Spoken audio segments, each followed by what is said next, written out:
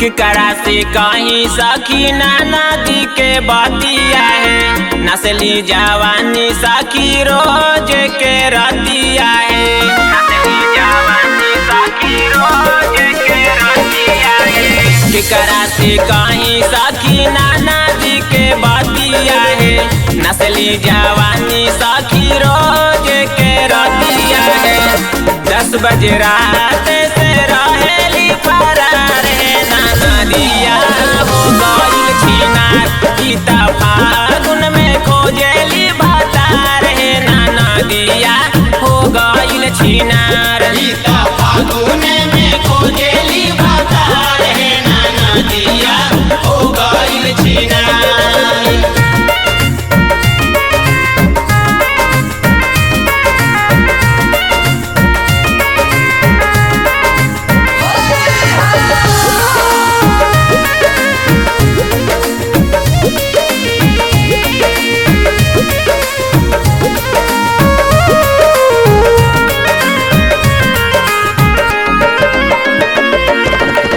होली में पूरा अगियाइल बिया है, गर्मी देखावा दिया सासू माँ के धिया है।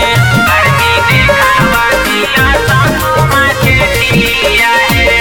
होली में पूरा अगियाइल बिया है, गर्मी देखावा दिया सासू माँ के धिया है। खोल के सूतेली सूट सलवार है, नदिया हो गइल छिनार। गीता फागुन में खोजेली भतार है, नदिया हो गइल छिनार।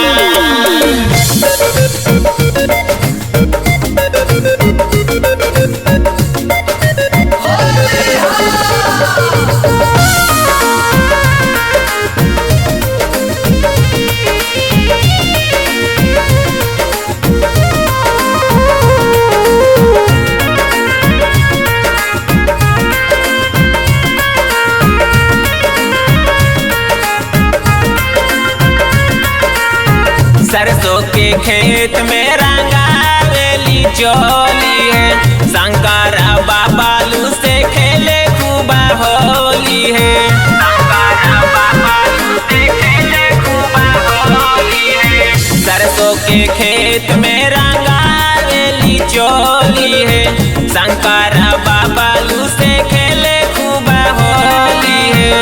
घर आवेली ओढ़ा नीला सार है, नदिया हो गइल छिनार। गीता फागुन में खोजेली भतार है, नदिया हो गइल छिनार। केकरा से कहीं सखी नदी के बतिया है, नस्ली जवानी सखी रोज के रतिया है। 10 बजे रात से रहेली फरार है, नदिया हो गइल छिनार। गीता फागुन में खोजेली भतार है, नदिया हो गइल छिनार। गीता फागुन में खोजेली भतार है, नदिया हो गइल छिनार। गीता